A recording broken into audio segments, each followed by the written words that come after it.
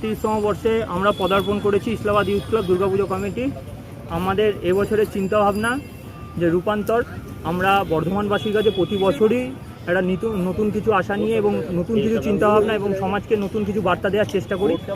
Islamabad youth club প্রতি বছরই যে জনসমাগম, এবছর তার চেয়েও বেশি জনসমাগম আশা করছে এবং বর্ধমানবাসী যে ভালোবাসা দিয়ে এসেছে আমাদের এই পুজো, থিম পুজোয় প্রাচীনতম থিম পুজো, বর্ধমানের যে থিম পুজোগুলোর মধ্যে আমাদের বর্ধমানের ইসলামাবাদ ইউথ ক্লাব একটা নামকরা এবং অন্যতম।